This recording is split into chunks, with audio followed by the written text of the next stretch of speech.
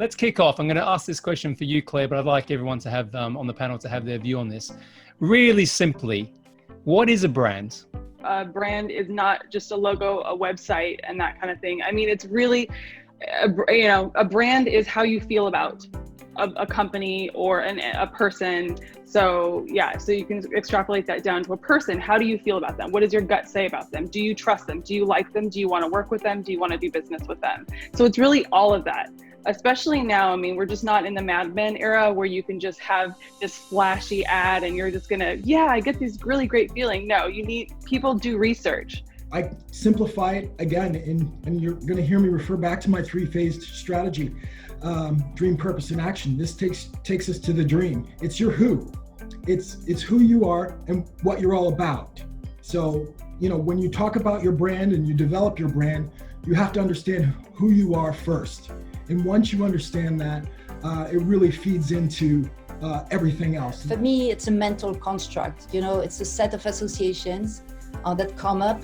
When you call, you just mentioned Coca-Cola. Okay, a whole world, of associations come up to our brain, and some of it is positive, some of it is negative. But at the end of it, there's a value that we attach to this brand. And so, what's the meaning? The meaning has a value, and in the end, I decide as a consumer, as a customer, as an investor, whether or not I want to have a relationship with this brand, and what's my level of, connection or a relationship. There's a dynamic that's happening across the kind of world of marketing right now, which is the difference, if you like, between a business brand and a personal brand.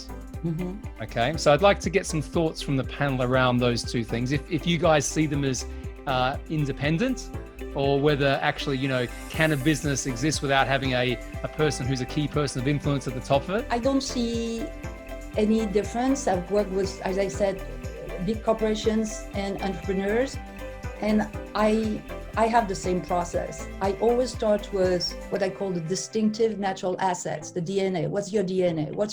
What is specific about you? What is specific about you that has value?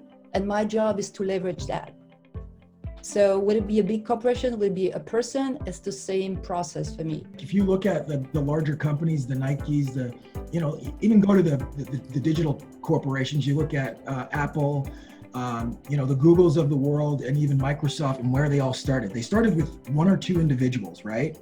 And so those individuals came up with a mission and a purpose and put it into action and wanted to connect with humans in a certain way. And so in a sense, they brought forth their own personal branding within the service or product that they were bringing to market. You look at like Elon Musk with Tesla, you get behind him, Steve Jobs, Tim Cook, Apple, like you get behind them, you like what they say, you're excited to hear what they have to say. Their personal brand is intertwined with their corporate brand. It's so important when you're a startup and you're an entrepreneur that you work on that personal brand, because when you're going out for funding, because that's where I live, I work with angel investors, VCs, I live in this space. They fund the founder.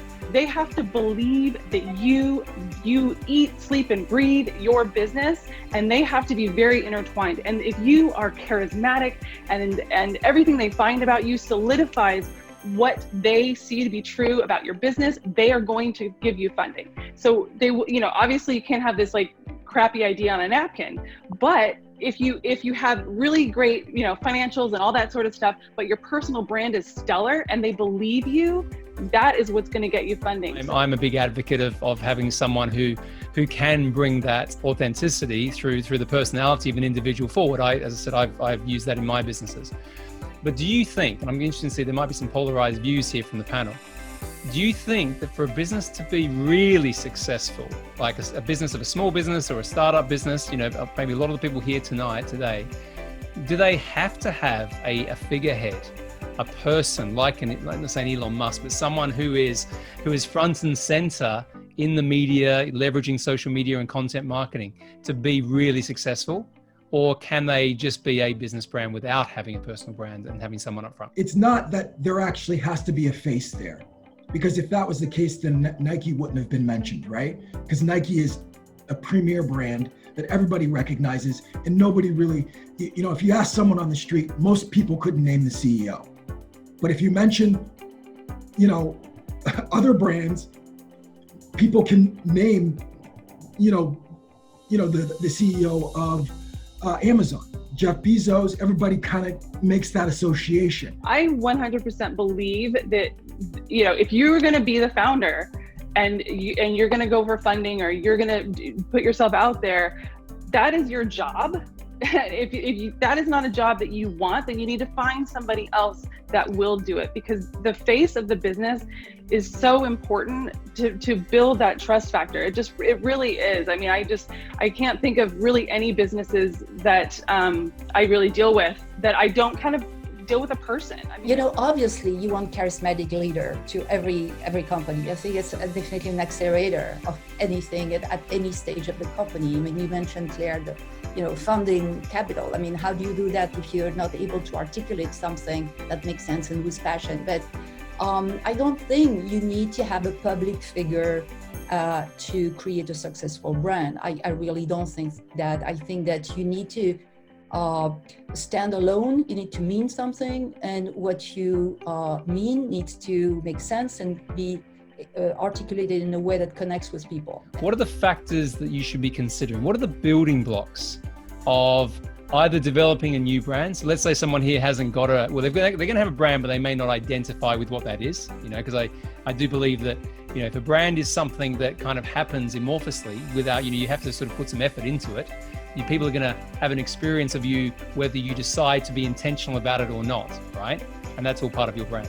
But what are the building blocks to develop a new brand or to revamp an existing brand? What are the components and what's the sequence? What is your business really about, and why should I care? And I really do believe that if they know how to answer that, they're in business. And by they're in business, because remember, my perspective as a brand is a tool to build a business. And I think that if you have this insight, if you really understand, what is the problem that I'm actually helping solve or resolve for a certain category of people, and I find that connection. I understand, how they think, how they act, and I can connect that with a real need that they have or play a role in their life. Then I'm in business. If I know articulate that, if I know to touch it right, then what you can conceive, you can then express clearly. And so, but the big moment of truth is, what is this business really about, and why should I care? Okay, I like that. I like the simplicity of that, because I think sometimes branding can be confused. It can become this thing that people don't understand, because sometimes it's a little bit hard to touch and feel. Like a product is a bit easier to explain, whereas a brand has so many different elements to it. Claire, what's your thoughts? And then Devonio, I'll get your perspective as well. I agree with Veronique that, you should be able to articulate, have your 30-second pitch essentially down, like who you are, what you do, and why we should care, essentially. But also, I think a lot of times, a lot of people miss the fact that they don't know who they're talking to. They don't know who their ideal client is. So kind of the messaging can be all over the place. Sometimes you're just like, what? You do this and this? It doesn't make any sense. Who are you talking to? I mean, a lot of times, I deal with that a lot. And sometimes we just try to narrow down the focus first. Let's just narrow it down. I think that's one of the things, because most people are like, I can do everything. We can do everything. And you're like, okay, but what will you actually be doing? But that's really, that piece alone, I want to drill on that for a second, Claire, because I work with companies, and the psychology behind that decision is really quite alien for people, because if you think about it, right, the more niche I get, particularly now, right, generally the more growth you'll have, right, because you mean a lot to someone, not a little to everyone. Yeah. Okay. However, a lot of entrepreneurs, business owners can't get their head around that, because they go, going small, going narrow means less. Yes. See what I mean? That's something I come up against. How important is storytelling and narrative in brands? Okay, and I mean that across both internally and externally. But you're starting to see there's a famous book that's been written by a guy called Donald Miller called Story Brand, and he talks about your customer is the hero, And your job as the company, if you like, or the person running it, or the individual, the consultant, whatever your business is the guide. Yeah. And there's a whole narrative where he talks about Star Wars and Rocky and all those sort of movies, and they all follow a similar thing. And the question for you is, how important is it to have a story that people can resonate and connect with as part of their brand? A brand is really an continuously unfolding story that we tell. Okay, there's a beginning, there's an evolution, there's new things. Again, it's back to my analogy that a brand is a living organism, So storytelling is just the way that, you kind of report on what's happening, and you hopefully tell a good story that people are interested in and maybe want to play a role into. Once you understand your identity and who you are, you can tell those stories with authenticity. I mean, that's what attracts people is when you start to talk about, just in a social circle, when you start telling a story about what happened to you last night, or your childbirth, or whatever the case may be, when you begin to connect with people on the same level, because you know who you are, people see that confidence. When I launched my podcast, Scale Up Your Business, there's a leap of faith when you put yourself out there into the world, where you think, who the hell's going to listen to this rambling Australian? Which, you do. And it's like you're talking into a microphone by yourself. But as I said, it went to number 1 in the UK and number 17 in the US in the business charts within the space of 3 months, with around about 250,000 downloads. And the secret behind that, which I've now built businesses off the back of it, was because I told my story, which has got some color to it in certain areas. But I made that relevant, and I made it authentic, and I made it consistent to show people the path of how they can grow their businesses. I just want to thank, obviously, everyone for being here, and obviously thank the panel. Some pretty good debate.